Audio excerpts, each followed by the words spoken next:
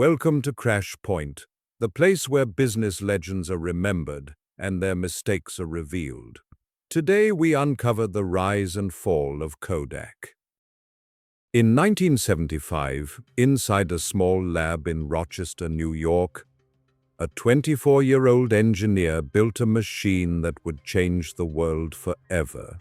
It weighed 8 pounds. It took 23 seconds to capture a single image, and it had no film at all. He called it a filmless camera. Today we call it the digital camera. He showed it to his bosses, and his bosses said, "Don't tell anyone about this." Because the company he worked for was the most dominant photography brand on earth. So powerful its name became a verb. Kodak moment. 90 cents of every dollar spent on film in America went into its pocket. So here's the question that haunted an entire industry for the next 4 decades.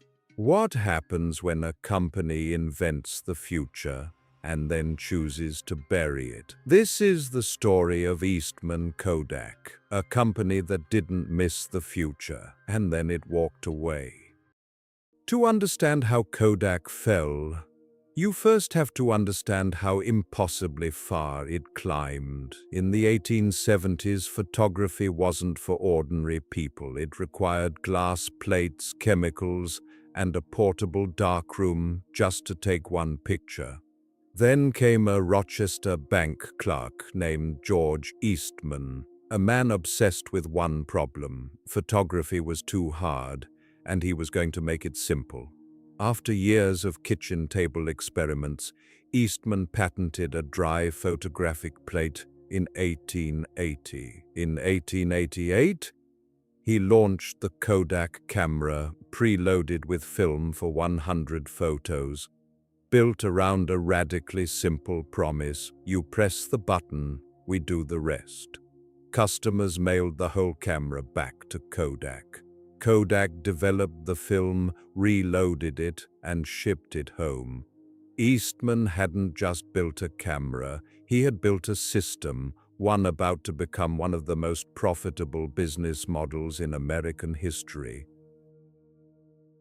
Eastman understood something most inventors never grasp. Inventing a product isn't the same as building an empire. So Kodak vertically integrated everything: the cameras, the film, the chemicals, the processing labs.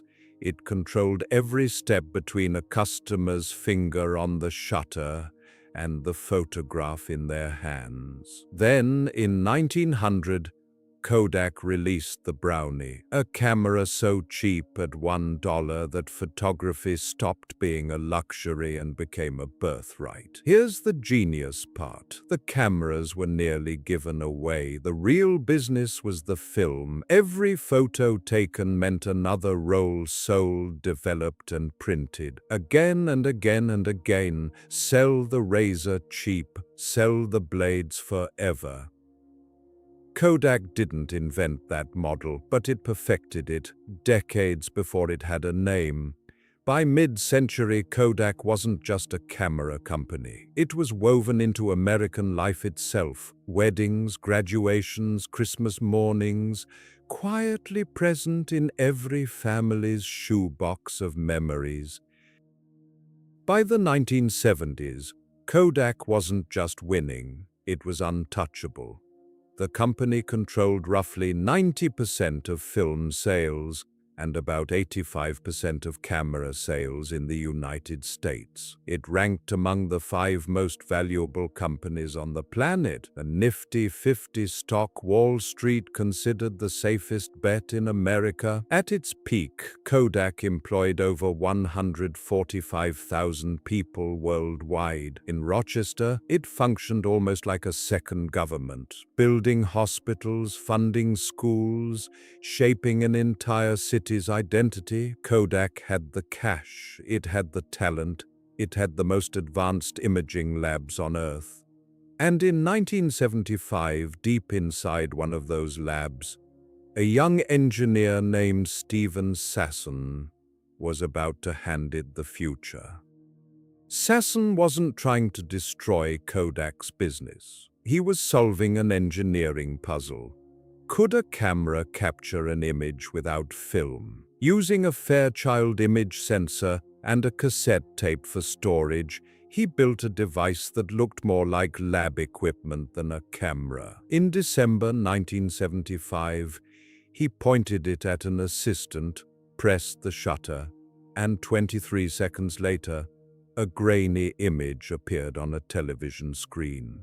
It didn't need film, it didn't need chemicals, it didn't need a single roll of Kodak's most profitable product. When he showed it to management, one executive reportedly asked, "Kodak didn't destroy the invention, they patented it and buried it deep inside the company where it couldn't threaten the business, making them billions. Kodak didn't miss the future, it invented it." Here's what separates Kodak from almost every other cautionary tale in business. Kodak didn't fail to see digital coming. They saw it before almost anyone on Earth. Their own researchers forecasted with striking accuracy when film would be overtaken. So why didn't they act? Because Kodak was built on margins reportedly around 70 cents of profit per dollar of film sold. Digital cameras offered thin hardware margins and threatened to erase the printing business entirely. Every dollar spent on digital was a dollar spent killing their own golden goose. What happens when a company becomes too successful to change? Kodak did try, cautiously, but every digital product they built was designed to push customers back toward printing because that's where the money still lived. Sometimes the greatest threat isn't your competitors, it's your own success. Kodak wasn't killed by a lack of vision, it was killed by an excess of comfort. While Kodak hesitated, the world didn't. Canon, Sony, and Nikon steadily improved consumer digital cameras through the 1990s.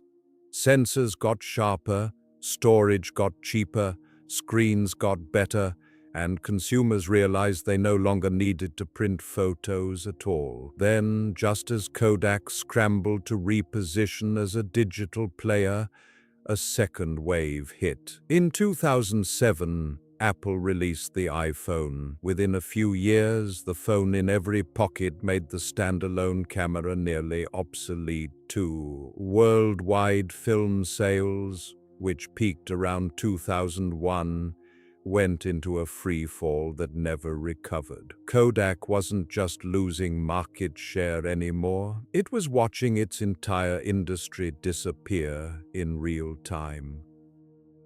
Kodak tried again and again to reinvent itself, pushing into digital cameras, pivoting into inkjet printers, licensing its patents. None of it was enough. Margins were thin, competition was fierce, and smartphones were eating both markets at once. By 2011, Kodak stock, once one of the safest holdings on Wall Street, was trading for pennies. In the early hours of January 19, 2012, Eastman Kodak, founded in 1888, the company that had defined American photography for over a century, filed for Chapter 11 bankruptcy. The company that invented the digital camera was undone by the digital camera. It emerged from bankruptcy in 2013, smaller, restructured, a fraction of what it once was.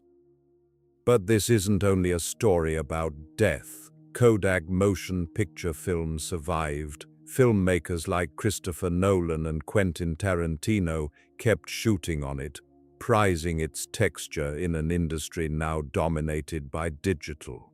The Kodak name was licensed out, appearing today on instant cameras and phones made by other companies. And Eastman Kodak itself still exists. Smaller, leaner, focused now on commercial printing and specialty chemicals. The name that once meant photography to hundreds of millions didn't disappear. It just stopped being the center of the picture. So what actually killed Kodak? Not a failure of imagination. Its own engineers built the future in 1975, not a failure of resources. Kodak had more cash and talent than nearly any rival it would go on to lose to. What killed Kodak was the fear of cannibalizing its own success. A business so profitable that protecting it mattered more than evolving past it. Leadership kept asking, how do we protect what already works, instead of what if what works today is exactly what kills us tomorrow? Companies rarely die because they fail to see disruption coming. They die because acting on it means dismantling the very engine that made them powerful. Most, like Kodak, choose comfort over risk until the choice gets made for them. Somewhere in a Rochester archive sits that original 1975 prototype. 8 pounds of wires, circuits, and one grainy black and white photograph. It may be the most valuable object Kodak ever built, not for what it captured, but for what the company that built it refused to see. Every Kodak moment was supposed to be about holding on to something before it disappeared. In the end, the company forgot to hold on to itself. Kodak didn't lose to the future. It built the future, and then it was too afraid to let it in. The next time your company's biggest strength starts to feel unshakable, ask yourself the question Kodak never truly answered. What are we protecting, and what is it costing us?